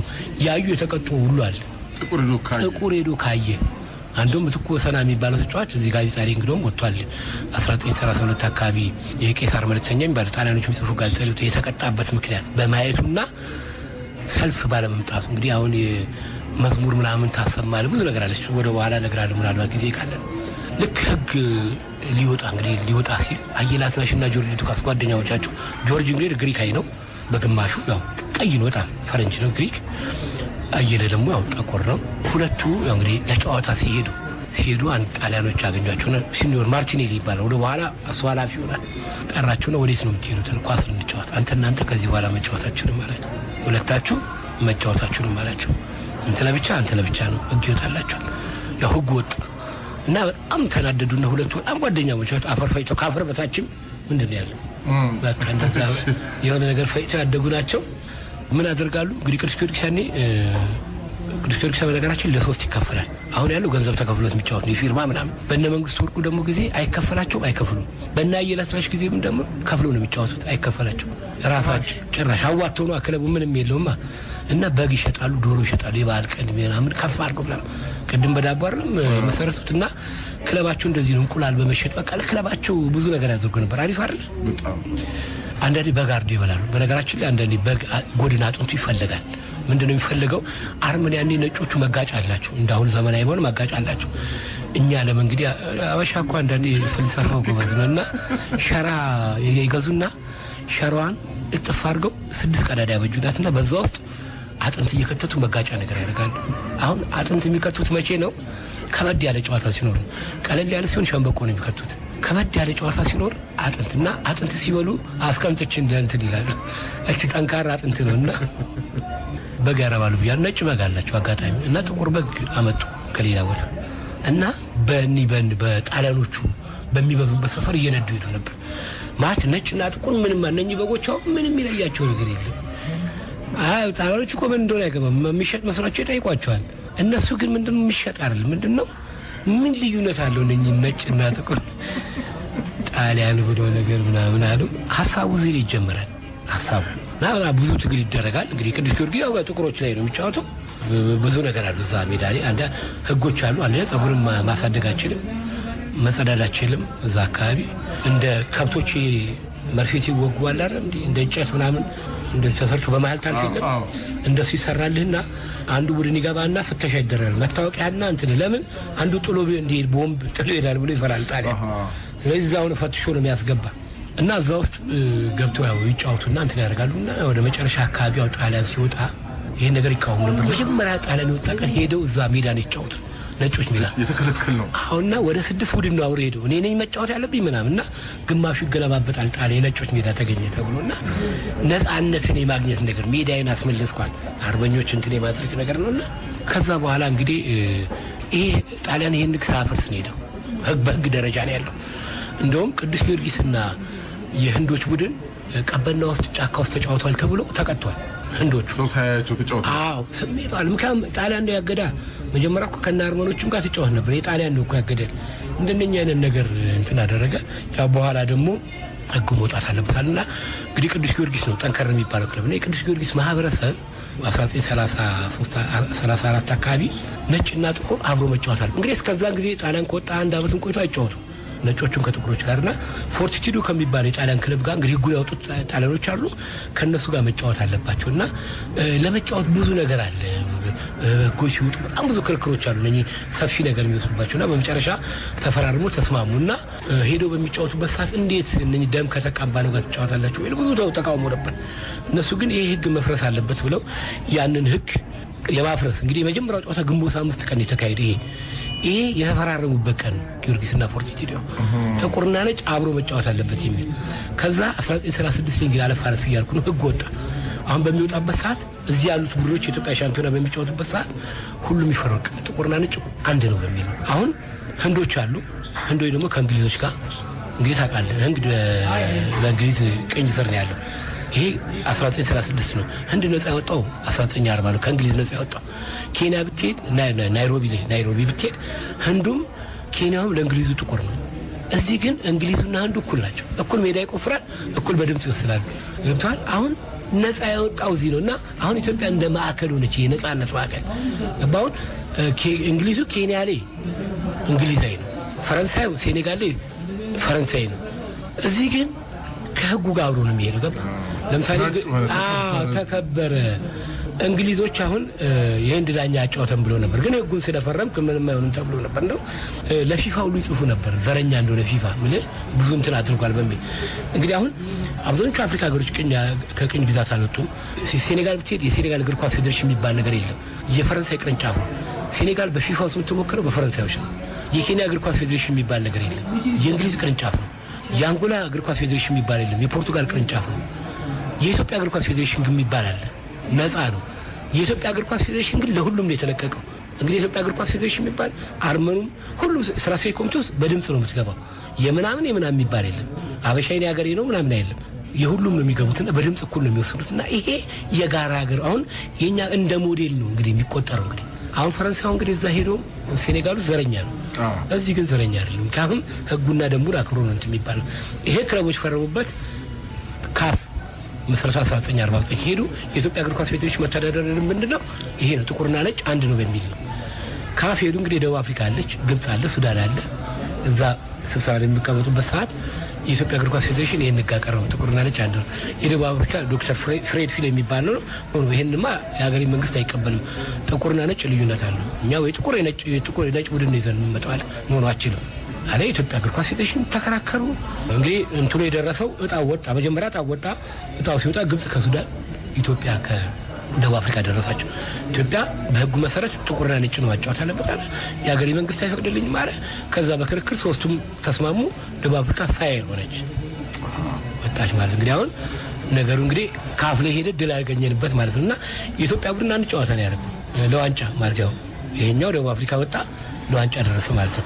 በዓለም ላይ ሳይጫወት ለዋንጫ የደረሰ እኛ ቡድን ነው በታሪክ። አሁን ፊፋ ምን አደረገ? የኔን አባል ሀገር እንግዲህ ፊፋ አባል ነው ብያለሁ፣ ደቡብ አፍሪካ በነጮች ነው የሚወከለው። የኔን አባል ሀገር አንድ አህጉራዊ ፌዴሬሽን አስወጣን በሚል አስገቧል። አናስገባም አሉ። ይሄንን ማን ነው የሚከራከረው? ኢትዮጵያ ነች የምትከራከረው ብዬ ሄደች። ምክንያቱም አንደኛ ጥቃቱ በእኛ ላይ እንደደረሰ የቀለም ልዩነት። ከዛ እንግዲህ ፊፋ ላይ እንግዲህ አሁን ከካፍ አስወጥተናታል፣ ከፊፋ ግን አልወጣቸው። ስለዚህ የፊፋ አባል ስለሆነች ከዛ እስካልወጣ ድረስ መልሳ ታጠቃናለች በሚል 16 ዓመት ሙሉ የኢትዮጵያ እግር ኳስ ፌዴሬሽን በፊፋ ጠቅላላ ጉባኤ ላይ ይሄ ነገር መጽደቅ አለ። የቀለም ልዩነትን በተመለከተ ስትከራከር 1974 ፍራንክፈርት ላይ እንግዲህ ብዙ ሀገሮች ለኛ የደገፉበት ምክንያት ምንድነው? አቶ ይድነቃቸው አፍሪካ እግር ኳስ ፌዴሬሽን ፕሬዝዳንት ነው። ፍቅሩ ኪዳኔ ደግሞ የአፍሪካ ጋዜጠኞች ማህበር ጸሐፊ ነው።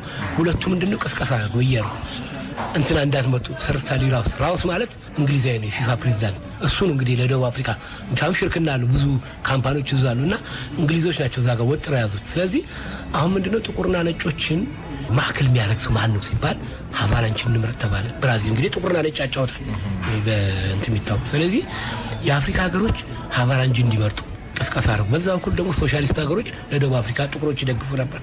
እነኛ ደግሞ እንደዚህ ካምፔን አደረጉና ዞሮ መጨረሻ ላይ ፍራንክፈርት ላይ ጸደቀ ህጉ። ጥቁርና ማንኛውም የሀገር ፌዴሬሽን የቀለም ልዩነትን በተመለከተ ጥቁርና ነጭ እኩል ናቸው በሚል ተደረገ። ህጉ ጸደቀ። እያንዳንዱን ጥቁር ወጥቶ የተጫወተው በዚህ ግን እንግዲህ መነሻው ምንድነው ያቺ እዛች ኳስ ሜዳ ላይ የተጠለሰሰችው ነው። እንግዲህ እዛ ኳስ ሜዳ ላይ አንዱ ተጫዋች ይደካቸው ነው። ፊፋ ስብሰባ ድረስ ስብሰባ ድረስ ሜዳው ደግሞ እሱ ነው እና አሁን ላነሳልኝ ጥያቄ ሲጠቃልልና እንትን ሲሆን እዚህ ነውና እዚህ ላይ አንድ ነገር ላነሳልኝ ፈልገው ምንድነው ይሄ በጣም በዓለም አቀፍ ደረጃ ትልቅ ህግ ነው። እስካሁንም ድረስ በዓለም ላይ እንደ ህግ ሆኖ የሚሰራ ነው እና ይሄን ያወጣነኛ አልሆነ ለምን ዝም እንደተባለ ግራ ይገባኛል። ኢቭን የኢትዮጵያ እግር ኳስ ፌዴሬሽን እንኳን ጉዳዩን አንስቶት አያውቅም። ሌላው ቀጥቶ ቅዱስ ጊዮርጊስ የጉዳዩ ባለቤት ነው። ይሄ ማለት እኮ ነዳጅ ማለት ነው አይደል? ነዳጅ ቆፍራ አታገኝም።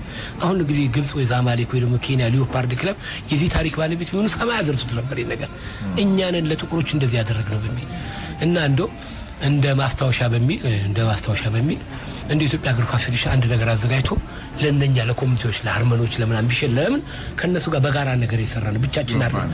እንግሊዞች አሉ ተራማጅ እዚህ የነበሩ አሜሪካኖች አሉ ሁሉ ለነሱ ሽልማት ሰጥተው ታንኪው ይሄን ነገር ባደረግን በበለ ለራስም እኮ ገጽታን ትገነባለህ። ምክንያቱም በዓለም ላይ እኛ አርግ ምክንያቱም ሞዴል ነን እኛ ማንንም ሀገር ያላደረገው ነው ያን ያንዳንዱን ሀገር ኮንትራት አድርገ የኢትዮጵያ እግር ኳስ ፌዴሬሽን ደግሞ 25ኛ ዓመት የሚመጣፋል እዛ መጽሐፍ ልኮ ይሄ ታሪክ በዝርዝር ባይኖርም ይሄንን ታሪክ እንግዲህ ያገኙት ከመስራቾቹ ከናየራት ናሽ መቻልን ከመሰረቱ ከናቱ አመለወርቅ ነው ያገኙትና አቀናብሬ ነው እንትን ያደረጉትና ምን አለ እንደዚህ ቅዱስ ጊዮርጊስም ደግሞ ቢሆን ይሄ በጣም ትልቅ ታሪክ እኮ ነውና በመጽሐፍ በዶክመንተሪ በመናም ቢያሰራጨው የክለቡን ኢሜጅ ያሰፋል። ዋንጫ መውሰድ ብቻ እኮ በራሱ እንትን አይደለም ምንም አያደርግልም እኮ ዋንጫ ከዚህ እኮ ሀገር ያስወጣ ይለመዳል።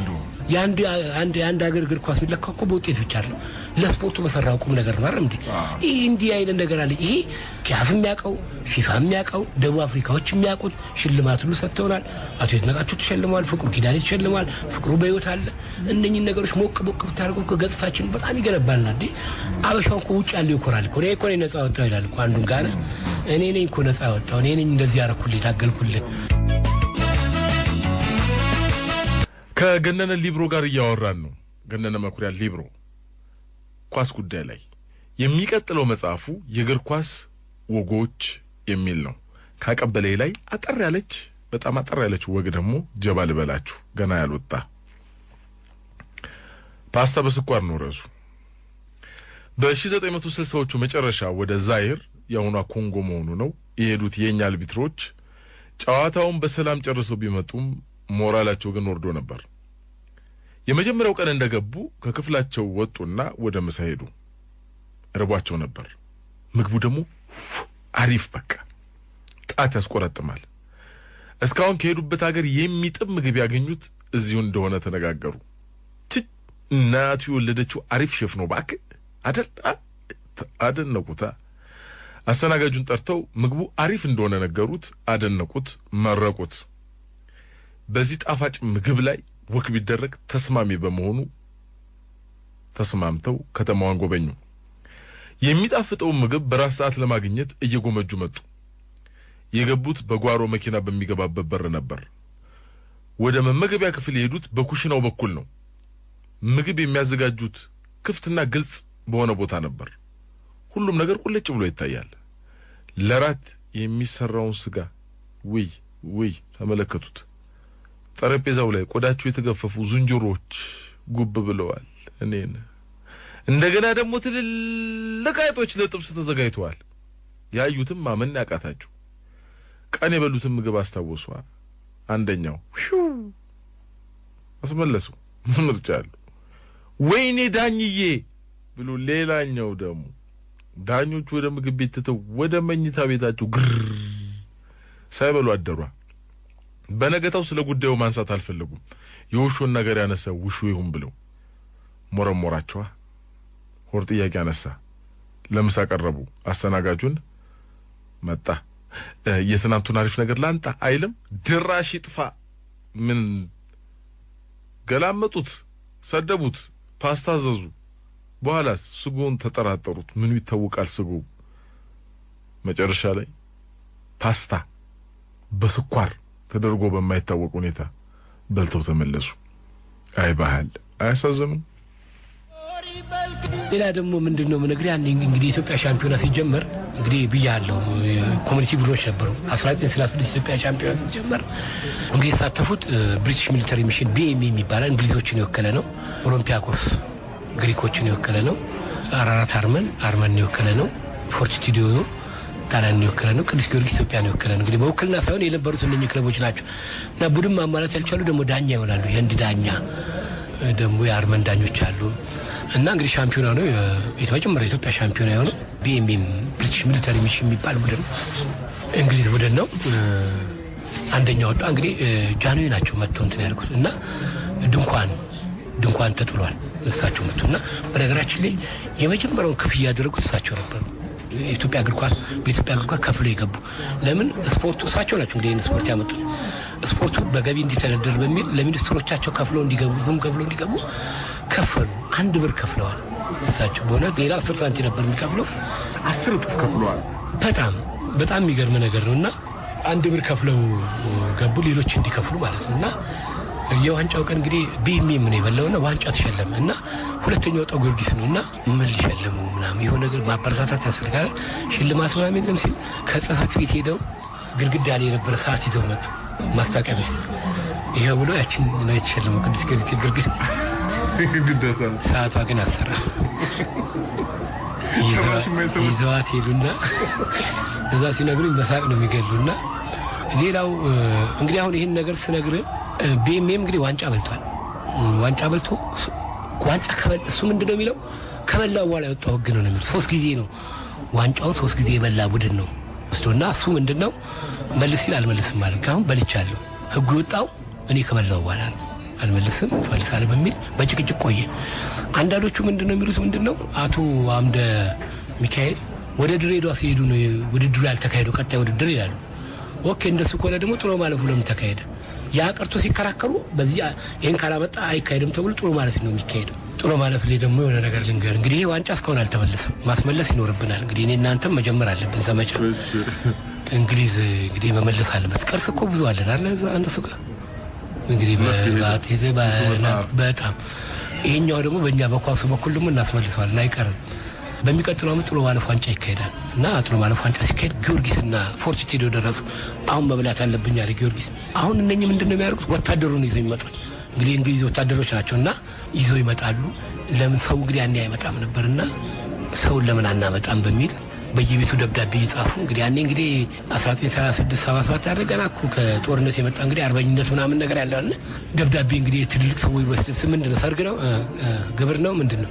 ኳስ ደግሞ በደብዳቤ ሲጀምር ከማጋ ነው ከአራችሯቸው እንግሊዞች አንመጣም እንመጣለን ያሉና በጣም ብዙ ነገር ውሻ አባራቸው አጥር ላይ ተንጠልጥለው ደብዳቤ ሲሰጡ ጧት ይወጡ ማታ መጡ እና በዚህ ሲኒማ ኢትዮጵያ ጋር ሲያልፉ ተራራ ዳንስ ቤት የሚባል አለ እዛ ጋር ሲያልፉ የሆነ የሚደንሱ ሲያዩ እንዴ የእንግሊዙ 5 ቁጥር ነገ የሚጋጠሙ ለካሱ እዚህ እንትን የባሳንስ ተጭኖ ሲወጣች መኪና ካሚዮን ላይ ለምን ያገብተን ትንሽ አልሞክርም ይላሉና ይድረቃቸውና አመለ ወርቀራቸው የሚያደርጉት ደነሱ ቀን ቀጥ ብሎ ቆሙ። ያኛው በቃ ሾረ። አሁን እሳቸው ሲናገሩ ምንድነው ሰው እንደ ልማዱ ነው የሚሉት። የሚቀጥለው ዓመት እንግዲህ ጥሎ ማለት ማን ደረሰ መቻልና እንግዲህ ጥሎ ማለፉንም የዙሩንም እኮ መጀመሪያ እንግሊዝ ነው ይበላው። ይገርማል። ፍታውን እኮ ስለወሰደብን ነው ያለ ዋንጫ ማንገበው። ይገርማል። እንደዚህ ብለን ብናስበው ጥሩ ነው። ማናማ ይደርሳሉ ጊዮርጊስና መቻል። እንግዲህ መቻል አሁን ተመሰረተ ሁለተኛ ክለብ። እንዴት ተመረሰ? በእንግሊዝ ተንኮሎ ይላሉ አመሰራረቱ። መቻል የሚጫወቱት ጊዮርጊስ የሚጫወቱት 9 ወታደሮች ናቸው። እና አሁን ጊዮርጊስ እያስቸገረው ሲመጣ ምን አደረገ እንግሊዝ? ለምን አልበታትናቸውም ይላል። ስለዚህ ወታደር ቡድን ለምን አታቋቁሙም ይላሉ። እውነትን ይሉና ጀነራል አማናንዶ ያው ባንዴ እንግዲህ ማረጋቸው እንደዚህ አይደለም በነገራችን ላይ በኢትዮጵያ እግር ኳስ ከተጫዋችነት ተነስተው የሀገር መሪ የሆኑ ብቸኛ ሶስታቸው ናቸው። አማን መንግስቱ ኃይለማርያም ተጫዋች ነበር፣ እሱም እንደዚህ ደርሷል። ያው ሁለቱ ያው ተገዳደሉ እንጂ መጨረሻ እና አማን በቃ ክለብ የማቋቋም ፍላጎት አላቸው። መጀመሪያም ጠይቀው እንግሊዝ እምቢ ብሏቸዋል ልትጫረሱ ነው ብሎ። አሁን ግን የጊዮርጊስ አነሳስን ሲያይ ለምን አላዳክማቸው ሚልና ወታደሮቹና መቻል ይዘው ተቋቁሟል። እንግዲህ ጥሎ ማለፍ ውድድር ሐሙስ ዕለት ወጣ ይወጣል። ይዝነቃቸው ሲመጣ 9 ተጫዋቾች እንትን ገብቷልና መቻል ተቋቁሟል። የለውም ተጫዋች ከዚህም ከዛም ትላልና ተጫወቱና እዚህ ላይ አንድ ታሪክ ነገር ምንድነው ፍጻሜ ግማሽ ላይ መቻል ከኦሎምፒያኮስ ጋር ይጫወቱና 1-1 ያልቃል። ፈለቀ የሚባል ተጫዋች በቀይ ይወጣል በ90 ደቂቃ። እንግዲህ ያኔ ቀይ የሚታየው ሙጣ ነው የምትባለው እና መስመሩ ከማለፍ በፊት ዳኛው ካዘነ ለና ይላል። አንዳንድ ጊዜ እኮ ና ይላልና ግን አትለፍ እንጂ እና ቀስ ብለህ ነው እንጂ ይጠራኛል አይጠራኝም ምስኪን ነኝ እየሰደብኩት ይላል ካልጠራ። ከዛ ይወጣል። ጭማሪ ሰዓት ላይ መቻሎች የአዲስ ጨዋታ ስለሆነ ፈለቀ ይግባልኝ ይላል። እንዴት ነው አይቻልም? ከዛ የፌዴሬሽን ተወካዮች እንግዲህ እናቱ ይዝነቃቸው ናቸው።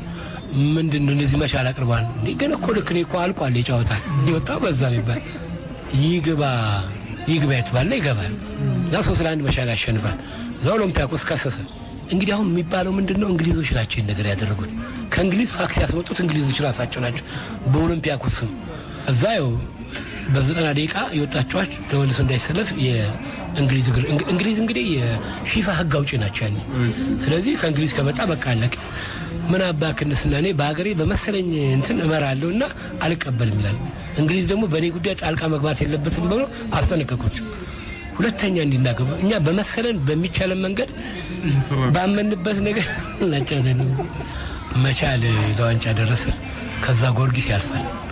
እና አሁን ሀገር ፍቅር ቲያትር እንግዲህ ኢትዮጵያዊ ምናምን ስሜት አለ እንዴ የሀገር ፍቅር ማህበር ሲመሰረትም ያው እንግዲህ ወደ ታሪኩ ባንጋባ እንዲያ ነገር አለና ሁለቱን ክለቦች ጠራና ከዚህ ይድነቃቸውን ከዚህ አመለወርቅን መድረክ ላይ ያወጡና በሽለላ በቀረርቶ ይድነቃቸው እንዲያ ይጫወታል። ከዚህ ጊዮርጊሶች ከዚህ ደግሞ መቻል ምናምን ይባላል ታጫሪታቸውና እየወጡ ያቅራራሉ። ደስ አይል ለነገው ጨዋታ ሲያቅራሩ አሪፍ አይደለም እግር ኳስ ያን እንደዚህ ለምን አይደረግም? አሁን ተጋጣሚ ቡድኖች እዛ ሜዳ ላይ እንትን ከሚል ማዚ ማቅራራት ነውና በነጋታው እንትን ታደርጋለህ አቅራርተ እንደዚህ ሆነ።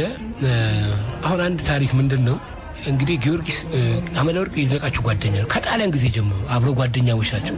በጣም ጓደኛዎች ናቸውና ሁለተኛ ከሱ ጋር እንዳትሉ ብሎታል መቻሎች። እንግዲህ አሁን ተንኮል ይሰራዋል ይዝነቃቸው ብሎ እና ይዝነቃቸው ጤና ጥበቃ ነበር የሚሰራው በትርፍ ጊዜው እና ሞተር አለችው እና ያቺ ሞተር መልስ ይባላል እና ነዳጅ እሱ ይቀዳታለች እና አንድ ፋሽኮ ነዳጅ ነው እንግዲህ ታሪኩ እንደሰማ አንድ ፋሽኮ ነዳጅ ነው ይባላል 1 ሊትር ነው። አሁን በፋሽኮ ላይ የሚገመው ድሮኮ በእቃ ነበር የሚገመው ፋሻ ነው ማለት ነው። ፋሽኮ ነው ፋሽኮ ይችን ነዳጅ መጨረስ አለበት እና ያገኘዋል። ይመጣና እንግዲህ ከካምፕ ጠፍቶ ነው የወጣው አመለወርቅ የሚባለው ይድነቃቸውን ያገኙና እንዴት ነው ሰላም ነው ምናምን ጠፋ ምናምን እናንተ በቃ እንደዚህ ነው ምናምን ነገር ለምን ዞር አንልም ምናምን ይላል። በጣም ይወዳል አመለወርቅ ይድነቃቸው። ያ ምንም በቃ ምን አባይ መጣኝ ታብሎ ከኋላ ተፈራጠጡና አላማው ምንድነው ነዳጁን ጨርሶ ለማስረከብ ነው እና አላልቅ ሲል ስታበር እኮ ነው ነዳጁ የሚያልቀው እንዴ ሲል እኔ ከእንግሊዝ ጋር ነው የሚያለው ነግረው ነው ስታበር ነው ይላል። እና ይዞሩና ከ4 ኪሎ መጡና እዚህ አንደኛ ፖሊስ ጣቢያ ጋር ሲመጡ አንዱን ሰው ይገጩና ያው ይድነቃቸውም ጫካ ውስጥ አመለወርቅ የሙላውት ነዳጅ ጨርሷል ሆኖ አዎ ምን ስታፈጥን ነው እንግዲህ ምንድነው ከእንግሊዞች ጋር ስለሆነ እንግሊዝ ሁሉን ነገር ያውቃል። የሚቀጥለው ሳምንት ጨዋታ በደንብ ቀጥለ እዚሁ ማኑ ላስነካ ነው በእግር ኳስ ቋንቋ እናርገው። በሚቀጥለው ሳምንት እናደርገው። የማን ሙዚቃ ጋብዝ? እኔ በጣም ደስ ይለኝ አዚባ አህመድ አለ አዚባ ማሙድ እህት ነች። ማሙድ እህት እንዳለው ሳቃለ ዘፋኝ ማሙድ አህመድ ዘፋኝ እህት የሷ አለ ወይም ሰምታ ነጠላ ዜማ አውጥታ የተወች ናት። ሙሉ አልበም ያወጣች ዘፈነችው አንድ ዘፈን ያላት ምድር ጦር ዘፋኝ ነች። አንዲት ነሐባ ነው ወይስ አንድ አልበም? አንድ ዳንሰኛ ነች። አንድ እኮ አልበም የሚባል የለም። በድሮ ስናደርገው አልበም የሚባል የለም። ምን ብለን የዘፈነው ሀሳቡ ምንድነው? ፍቅር ነው። ምን ብለን ያ ፍቅረኛዋን በሚመለከት ነው እንደምትወደው ምናምን አይኑ ምናምን የማሙድን እህት ሙዚቃ ጋብዝ። የመጀመሪያ ሰው ራሱ ስሰማ ድምጹ እንትኑን ስሰማ ሀሳቡን ስሰማ እንግዲህ እንደዚህ አለ ወይ የመራይ መጻቀል መራይ መጻቃል የሚባል ታውቃለህ? መራይ ዮሐንስስ እሱን አቋል መራይ መጻቃል እኮ መራይ ዮሐንስ እኮ አይደለም። ኢዮሊ ዮሐንስ አጎቱ ነው። መጻቃል ዮሐንስና ኢዮሊ ዮሐንስ ወንድማማቾች ናቸው። መራይ ደግሞ የሱ ወንድም ነው። የሱ ልጅ ነው። የመጻቃል ልጅ ነው። እና አባቱን በስፈን ሲከለክለው ባጎቱ ተጠራ። ታሪኩ ነው። አዝማሪ ብለህ ታሰድባለህ ተብሎ ነው። አዎ። እና እንደዚህ ያኛውም እኮ እንደዚህ ነው። ቤተሰቦቹ ላይ ችግር አለበት፣ ግን ከዚህ አይበስም። በነገራችን ላይ ጌታቸው ካሳ አይደለም፣ ጌታቸው ጸጋዬ ነው የሚባለው። ካሳ ነው ማለት አባቱ አይፈቅዱለትም። እና አሰገደች ካሳ የምትባል ዘፋኝ ታውቃለህ? የፍቅር ቄጠማ አበባዬን የሷን ለአንድ አመት በኮንትራት ለአንድ አመት ብሎ ነው የተከራያት ኪራይ። አዎ የአባቷን እሷ ችግር የለባትም። ቤተሰቦች ተከራይቶ ድምጽ ላብረሪ ጌታቸው ካሳ ተብሎ ገባ። እስከዛሬ ጌታቸው ካሳ እያልን ነው እኛ የምንጠራው። ወይ ጌታቸው ካሳ ታረግልኝ። ሰው ወደ ኳስ ሜዳ አይመጣም። እና ምን እናደርግ ተብሎ አርመኖች አሉ፣ ግሪኮች አሉ ይያሉ ሙዚቃ ይጫወታሉ። እና በሙዚቃም ሰው አይመጣም ነው የሚበላ ነገር ይፈልጋል። ያኔ ግብር ምናምን ነገር እና አርመኖች ዳቦ ከረሜላ ይዘው ይመጡ። በጣም ለፍተዋል ኳሱን ኮንትል ለማድረግ በጣም እኮ እነኚህን እኮ እዚህ እኮ ኦሎምፒያኮስ ቡድን ይባላል። ጠርተው ይሸልማቸው አሪፍ እኮ ነው። አንተ ግን ለምን አሸልማቸው? ዝም ብለህ ፌዴሬሽን ወክለህ ከቤት ውስጥ አንድ የማይሰራ የግድግዳ ሰዓት ነው ይሸልማቸው። ልክ ግን እኔ ሸልሚያቸዋለሁ ማለት በጣም አመሰግናቸዋለሁ። ምን ያህል እንደሚቀሰቅሱ ነው። በአንድ ሙሉ አምጥቶ ይጫወቱልሃል ከረሜላ ዳቦ ምናምን ነገር። እና ምን አይነት ሀሳብ መጣ? ዋንጫ ለዋንጫ ከዋንጫው በሚቀጥለው ከፋሲካ በኋላ 15ኛው ቀን ላይ ከፋሲካ በማግስት ሌላ እሑድ ለምን ግብር አናበላም? ሰውን ጠርተንና ኳስ ምን እንደሆነ እንቀሰቀሳለን ተብሎ አሪፍ አይዲያ ነው ተባለ። በሬ ያዋጡ እያለ እያንዳንዱ ክለብ በሬ ይዞ ይመጣል። 10 በሬ 12 በሬ እንግዲህ ብር ከ25 ይሁን ብር ከ30 አላውቅም። ያኔ በሬ ይሄን ያህል በሬ አንጋግቶ መጡ። ማስታወቂያ ሚኒስቴር ነው እንግዲህ ውድድሩ የሚያካሄደው ብያለሁ። እዛ እንግዲህ ድንኳን ጥሎ የእግር ኳስን በተመለከተ ግብር ታበላለህ እና ተብሎ እንትን ተባለና ብዙ በሬ ስለመጣ የቀረውን በሬ ለምን ለሽልማት አንሰጥም ዋንጫ ለሚበላ ተባለና ተስማሙ። ያኛው በሬ እንዳለ ነው። እዚህ በሬ 12 በሬ ይመጣል። ጊዮርጊስና መቻል ተጋጠሙ። መቻል አሸነፈ። ሁለቱንም አመለ ወርቅ አገባ። አሁን እንግዲህ ጓደኞቻቸው ነው ብያለሁ። እንግዲህ ገና 2 ወር ምናምን አይሆንም እኮ ከተለያዩ። 4ቱን በሬ ለነሱ ሰጡ። 8ቱን በሬ ይዘው ገቡ እና አንዱ በሬ አመለጠ። ያኔ ድሮ በሬ እንግዲህ በጣም ነው ሲሮጥ፣ ያው እኮ አይሮጥ ዋጋው ብዙ ነው። 10,000 በሬ 10,000 ብር ይከብደዋል እና ያኔ የዋጋው እንትን መሰል የሚያስሮጠው እና አመለጠ። ያዘው በሬ ይባል ሰው ሁሉ እንትን አደረገ ነው። ከዚህ ጋር አንድ ታሪክ ልንገርና አንድ ማስታወቂያ ሚኒስቴር ለቅርጫ በሬ ምናምን አርዶ ነበርና አዋቱና ጧት አባሮ ሲሄዱ ልጅ አስከትለው ዘንቢል እና ሚጥሚጣ ይዘው ነው የሚሄዱት። እና እዛ እንግዲህ የተወሰነ በልተ አንተ ወደ ስራ ትሄዳለህ፣ ልጅ ስጋውን ይዘው ይሄዳል። እና ቆሞ ሲጠብቁ ኮሚቴዎቹ መጡና በሬው አመልጧል አሉ። አትልቅጥ ከነ ሚጥሚጣን የት ትሄዳለህ? አይን ውስጥ ነው ሚጥሚጣ መጨመሩ። ኮሚቴው አይን ላይ መጨመሩ በጣም ደግሞ የሚገርም ነው። ቆይ እንዳትሄዱ አሉ። በሬው ሰው ጉርቷልና ሕክምና ስለሆነ አዋት አይደለም በሬ ያ እኔ አሁን ልል የምፈልገው ይሄ የኢትዮጵያ ባህል ነው። ወደ ሽንት ምርመራና ቅና ከሚወጣው መጽሐፉ የተወሰደ በሜክሲኮ ጎዳናዎች ላይ የማራቶንን የወርቅ ሜዳሊያ ለማግኘት የተለቀቁት ሯጮች እየገሰገሱ ነው። ማሞ ወልዴ በ10,000 ሜትር ሁለተኛ በመውጣቱ ለኢትዮጵያ የብር ሜዳሊያ አስገኝቷል። እነሆ በዚህ የማራቶን ውድድርም ተሳታፊ ነው። አዲስ አበባ ላይ በተደረገው የጦር ኃይሎች ውድድር አበባ አንደኛ ሲወጣ ማሞ ሁለተኛነትን አግኝቷል። በሜክሲኮ የማራቶን ውድድር ማሞ 3ኛ እንኳን ቢወጣ የነሐስ ሜዳሊያ ያገኛል። ይሄ ደግሞ ለሱ ትልቅ ክብር ነው። ሜዳሊያ ባያገኝ እንኳን ጥሩ ተፎካካሪ መሆን በራሱ ጥሩ ነው። 15ኛው ኪሎ ሜትር ላይ ሲደርስ አበበ ማሞ ብሎ ተጣራ።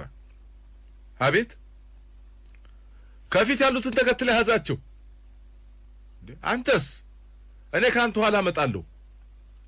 ሩጫው እየተካሄደ ሳለ ከማሞ ኋላ ያሉት ሯጮች ወደፊት ቀደሙ። ተደስተው እጃቸውን እያጨበጨቡ ይስቃሉ።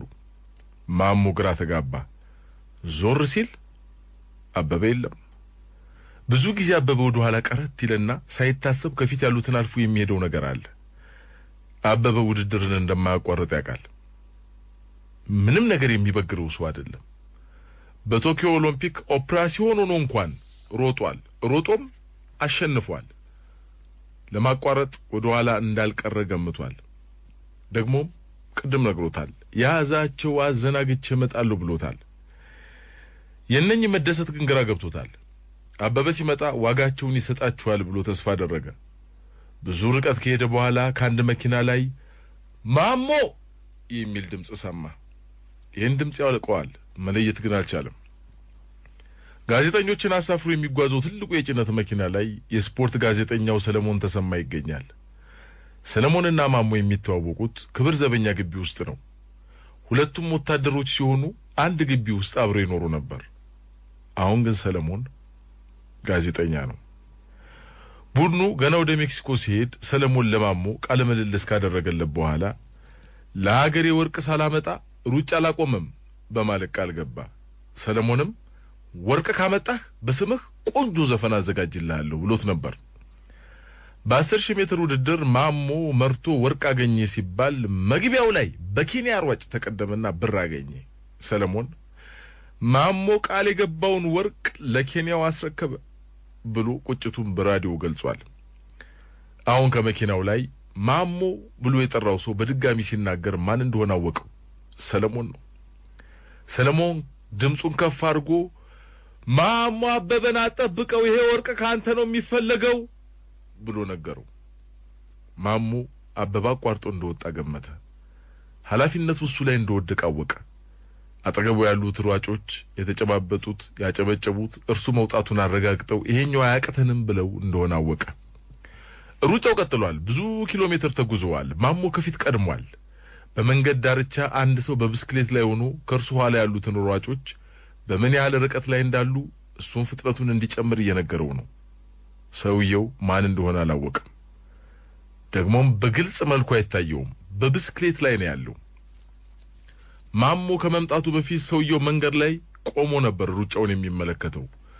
መሪነቱን ከያዘ ይመጣል ብሎ የጠበቀው አበበን ነበር። ነገር ግን አበበ ችግር እንደገጠመው ገመተ። ከፊት ያለው ማሞ እንደሆነ ሲያውቅ ከደስታ ብዛት የተነሳ በአካባቢው ሩጫ ከሚከታተሉት ያንዱን ብስክሌት ቀማና ማሞን ተከተለው። ባለቤቱ ብስክሌቴን ብሎ ቢጮህም የሰረቀው ሰው ማሞን ከማጀብ ስለፈለገ እየጋለበ ሄደ። ማሞ በብስክሌተኛውና በሰለሞን ተሰማ እየታገሰ ገሰገሰ። አሁንም ገሰገሰ። ብስክሌተኛውም አይዞህ ማሞ በርታ፣ ግፋ፣ ጀግና እያለ ላበላብ ሆኖ እየጋለበ ነው። ማሞ ቆሞ ቢያናግረው ደስ ባለው ነበር። ሆኖም ታላቅ ስራ ላይ ነው። ማሞ መዳረሻ ላይ ሆኖ ወደ ኋላ ሲመለከት በቅርብ የተከተለው የለም። ልቡ በደስታ እየነጠረ ስቴዲየም ውስጥ ገባ። ወርቁን ያሸነፈው የክብር ዘበኛ ወታደር መሆኑ ታወቀ። ህዝቡ ቆሞ አጨበጨበለት። ገበዱን ከበጠሰ በኋላ ሰላምታ ለመስጠት ስቴዲየሙ መዞር ጀመረ። ይሄ የመዝጊያ ውድድር በመሆኑ ለማራቶኑ አሸናፊ ለማሞ ከጭብጨባው ባሻገር ህዝቡ ኮፍያ፣ ሰዓት፣ የአንገት ሐብል፣ ወርቅ በስጦታ መልክ ይወረውርለት ጀመር። እሱ የሚያገኘውን ስጦታ ከመውሰድ ከመሬት እያነሳ እንደገና ወደ ህዝቡ ሽው ውሮራ። ይሄን ለምን እንዳደረገ ማሞ ሲናገር እኔ በማሸነፍ እኮ እጅግ ተደስቻለሁ፣ ምንም ነገር አልፈለኩም፣ መልሼ ለነሱ ሰጧቸው ይላል። ከሩጫ በኋላ ከ1 እስከ 3 የወጡ አትሌቶች የሽንት ምርመራ ማድረግ ነበረባቸው። ማሞ ተጠርቶ ወደ ክፍሉ ገባ። የምታስተናግደው ምን ብትሆን ጥሩ ነው? ሴት። የሽንት ዕቃ ይዛ መጣች፣ ሰጠችው። ማሞም ለመሽናት ያው እንደለመደው እንዳገሩ ባህል ወደ ውስጠኛው ክፍል ገባ። ሴትዮዋ የት ነው የምትሄደው? ወደ ውስጥ። ለምን? እንዴ ሰጠሽኝ አይደል እንዴ? ልሸና። እዚህ ሽና። የት? እኔ እያየሁህ። እንዴ አንቺ ፊት? አዎ አላደርገው። ታደርገዋለህ። ማሞ ግራ ተጋባ። ነገሩ ሲያስታውሰው በባህላችን ሴት ፊት ቆሞ መሽናት ነውር ነው። ሴትዮዋ ደግሞ ውስጥ ከገባ ተደብቀ የሌላ ሰው ሽንት ልታመጣ ነው ትለኛለች። ስለዚህ እኔ ፊት ትሸናለህ አለች። ካለበለዚያ በመርመራ ትወርቃታለህ፣ ወርቅህን ታጣለህ አለች። በኋላስ ጥቂት ደቂቃ ተጨቃጨቁ። እኔ አንቺ እያየሽኝ እኔ ሹር አይሆንም። አሰልጣኙ መጡና ተከራከሩለት። በኋላ በአሰልጣኝ ተከልሎ ፊቴን አዙሬ ልሽና አለ። አይሆንም ብላ ተቆጣቻ። እንደውም አሰልጣኙን ውጣ አለችው። እሺ አንቺ ፊትሽን አዙሪና ልሽና ብሎ ጠየቀ። ስትሸና ማየት አለብኝ ግግም ያለች ናት። ከብዙ ልመና በኋላ እኔ ፊቴን አዙሬ እቃው ወንበር ላይ ተቀምጦ ሽንት መሽናቱ እንዲታወቅ ከሌላ ሰው ሽንቱ እንዳልመጣ ለማወቅ ጩር ሲል እሷ እየሰማች በድምጽ ሸንቼ ወርቄን ያስኩ ይላል። አይገርምም? ገጠመኝ። ሰዓቱ ደረሰ። እምንሰነባበተው በተጀመረው ዘፈን ነው የሚሆነው። ቆንጆ ያማረ ምሽት እንድታሳልፉ ምኞቴ ነው። ደህና